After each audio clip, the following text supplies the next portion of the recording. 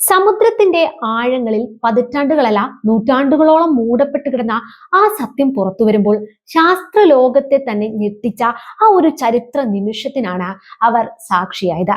അടഞ്ഞ വാതിലുകൾക്ക് പിന്നിലെ സത്യം എന്ന പോലെ അഡ്രിയാറ്റിക് കടലിന്റെ കറുത്ത ആഴങ്ങളിൽ ഒളിച്ചിരുന്ന വലിയൊരു രഹസ്യത്തിന്റെ മൂടുപടം അഴിഞ്ഞു വീഴുകയാണ്. അതെ, ആ മഞ്ഞുമലയുടെ ഒരറ്റം മാത്രം പുറത്തു വന്നപ്പോൾ തന്നെ ലോകമെമ്പാടുമുള്ള ചരിത്രാന്വേഷകരും സമുദ്ര ഗവേഷകരും ഒരുപോലെ അമ്പരന്നു പോയിരിക്കുന്നു. കാരണം അതുവരെ വിശ്വസിച്ചിരുന്ന സകല തിയറികളെയും തിരുത്തി എഴുതുന്നതായിരുന്നു അത്. യൂറോപ്യൻ രാജ്യമായ ക്രൊയേഷ്യൻ തീരത്ത് സംഭവിച്ചത് ഒരു സാധാരണ കണ്ടെത്തലല്ല, ചരിത്രത്തിന്റെ താളുകൾ മാറ്റിമറിച്ച ആ തീരുമാനം സമുദ്രത്തിനടിയിലെ പുരാവസ്തു ഗവേഷണ ചരിത്രത്തിൽ ഇതുവരെ കാണാത്തത്ര വലിയൊരു ഞെട്ടലാണ് സൃഷ്ടിച്ചിരിക്കുന്നത്. കാലം അത്രമേൽ കരുതി വെച്ച ഒരു വലിയ രഹസ്യം.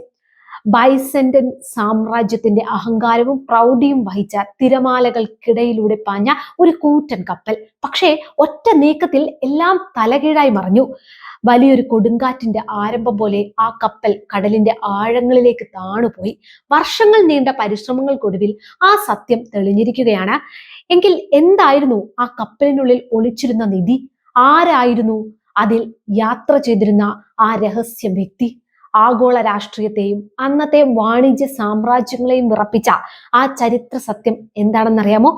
അറിയാൻ ഈ വീഡിയോ പൂർണ്ണമായി അവസാന നിമിഷം വരെ കാണുക.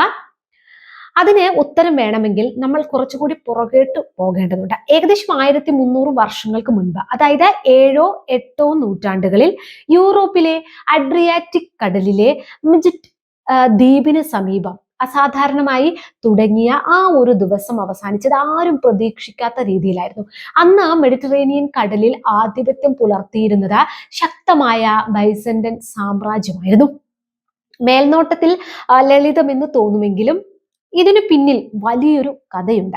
ചരിത്രത്തിൽ കൃത്യമായ വിവരങ്ങൾ ലഭ്യമല്ലാത്ത ഡാർക്ക് ഏജ് എന്നറിയപ്പെടുന്ന കാലഘട്ടമായിരുന്നു യഥാർത്ഥത്തിൽ അത്.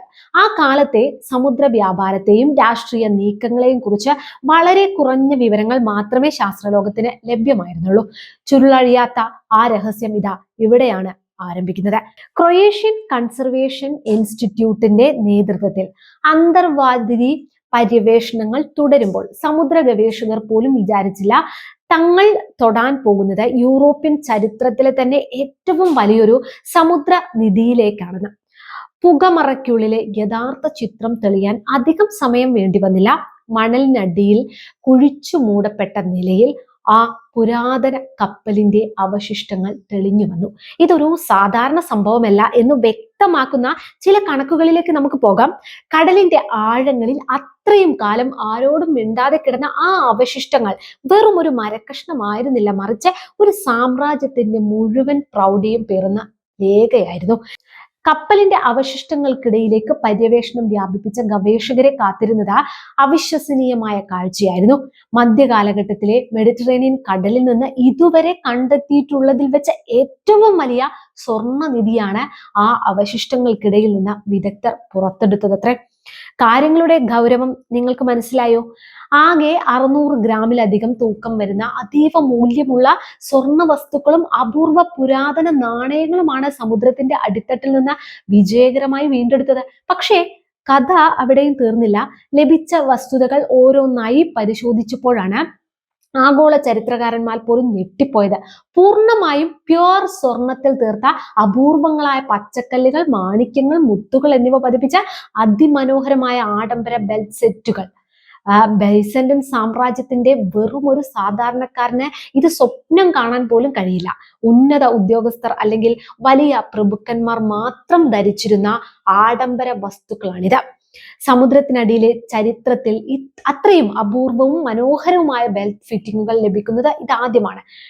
എന്താണ് ട്വിസ്റ്റ് എന്നറിയാമോ? ഗവേഷകർക്ക് അവിടെ നിന്ന് ലഭിച്ചത് ബൈസന്റൻ ചക്രവർത്തിമാരുടെ കാലഘട്ടത്തിലെ തനി സ്വർണ്ണ നാണയങ്ങളാണ് എന്നുള്ളതാണ്. പ്രശസ്തമായ ഹൈരാക്ലിയസ് രാജവംശത്തിന്റെ ഭരണകാലത്ത് ഇറക്കിയ നാണയങ്ങളാണെന്ന് തിരിച്ചറിഞ്ഞതോടെയാണ് കപ്പൽ മുങ്ങിയ കാലഘട്ടം കൃത്യമായി 8ആം നൂറ്റാണ്ടിലാണെന്ന് തിട്ടപ്പെടുത്തിയത്. എന്നാൽ പുറത്തു വരുന്ന പുതിയ വിവരങ്ങൾ ഇതിലും ഞെട്ടിക്കുന്നതാണ്.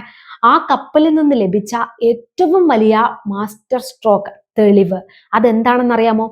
ചക്രവർത്തിയുടെ ചിത്രം കൊത്തിവെച്ച ഒരു സ്വർണ്ണ മോതിരം, രാജകീയ മുദ്ര പതിപ്പിക്കാൻ ഉപയോഗിച്ചിരുന്ന ഈ മോതിരം ചക്രവർത്തിയുടെ നേരിട്ടുള്ള അധികാരത്തോടുള്ള ബന്ധം സൂചിപ്പിക്കുന്നതാണ്. ഇത് വെറും ഒരു സാധാരണ വ്യാപാര കപ്പലാണെന്ന് കരുതിയവർക്ക് തെറ്റിയത് അവിടെയാണ്. ഇതിൽ അതീവ പ്രാധാന്യമുള്ള ഒരു രാജകീയ പ്രതിനിധിയോ സാമ്രാജ്യത്തിലെ ഉന്നത സൈനിക മേധാവിയോ സഞ്ചരിച്ചിരുന്നു എന്നതിന്റെ വ്യക്തമായ സൂചനയാണിതത്രേ. സ്വർണത്തിന് പുറമെ വ്യാപാര ആവശ്യങ്ങൾക്കുള്ള പാത്രങ്ങൾ, മൺകലങ്ങൾ, ആനക്കൊമ്പിൽ തീർത്ത സൂക്ഷ്മ വസ്തുക്കൾ, തുലാസുകൾ എന്നിവയും ലഭിച്ചു. അതായത് വലിയൊരു ഔദ്യോഗിക ചരക്കു നീക്കത്തിനൊപ്പം അതീവ രഹസ്യമായ രാജകീയ ദൗത്യവും ഈ കപ്പൽ വഹിച്ചിരുന്നു. ഇവിടെയാണ് നാം ചിന്തിക്കേണ്ട ഏറ്റവും പ്രധാനപ്പെട്ട ചോദ്യം ഉയർന്നു വരുന്നത്. ചരിത്രത്തിന്റെ ഇരുണ്ട ഏടുകളിൽ മറഞ്ഞുപോയ ആ കപ്പൽ എങ്ങനെയാണ് മുങ്ങിയത്? അന്ന് അണിയറയിൽ ഒരുങ്ങിയത് വൻ തന്ത്രങ്ങളായിരുന്നു, അതോ ശത്രുക്കളുടെ ആക്രമണമാണോ, അതോ അപ്രതീക്ഷിതമായ കൊടുങ്കാറ്റ് തന്നെയാണോ ഈ കപ്പൽ മുങ്ങുന്നതിന് കാരണമായത്? ചോദ്യങ്ങൾ അവിടെയൊന്നും അവസാനിക്കുന്നില്ല. കപ്പൽ ദുരന്തത്തിലേക്ക് നയിച്ച യഥാർത്ഥ കാരണം എന്താണെന്നതിനെ കുറിച്ചുള്ള ഗവേഷണങ്ങൾ ഇപ്പോൾ ക്രൊയേഷ്യയിൽ പൂർണ്ണ വേഗത്തിൽ പുരോഗമിക്കുകയാണ്.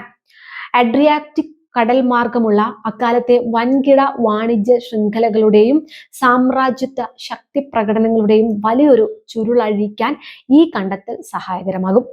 ഉത്തരം കിട്ടാത്ത ആ ചോദ്യത്തിന് പിന്നിലെ രഹസ്യം വരും ദിവസങ്ങളിൽ കൂടുതൽ വെളിച്ചത്തു വരുമെന്ന് തന്നെ നമുക്ക് പ്രതീക്ഷിക്കാം.